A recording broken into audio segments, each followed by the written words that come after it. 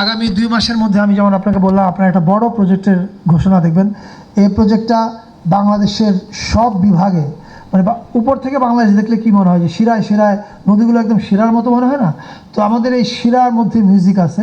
আমরা সেই প্রত্যেকটা জায়গায় গিয়ে এই গানগুলোকে কিভাবে আমরা কি বলে অডিও ভিজুয়াল মাধ্যমে তুলে ধরবো, এবং এট দ্য সেম টাইম শিল্পীরা যেন এটা থেকে টাকা পায়। মানে এখান থেকে যে টাকাটা আর্ন হবে, ministry doesn't want to take anything.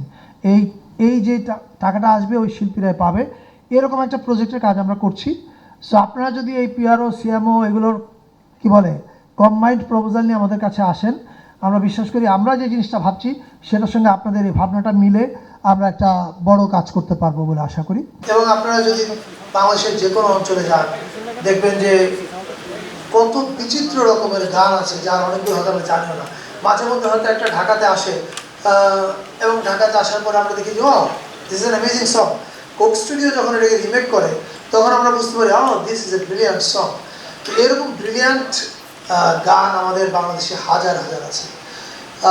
I think আমাদের সময় এসছে স্ট্র্যাটেজিক্যালি গান নিয়ে একটা কাজ করবো, আর সেটার কাজ আমাদের ইতিমধ্যে শুরু হয়েছে মন্ত্রণালয়ে।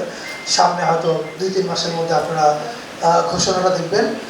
আমাদের ওই যে প্রজেক্ট আমরা চালু করতে যাচ্ছি সেটার মূল উদ্দেশ্য হচ্ছে যে বাইরের দুইটা, একটা হচ্ছে বাইরের দুনিয়ার কাছে আমাদের সবচেয়ে বড় সাংস্কৃতিক সম্পদকে প্রজেক্ট করা, অর্থাৎ এটা আমাদের বিগেস্ট কালচার।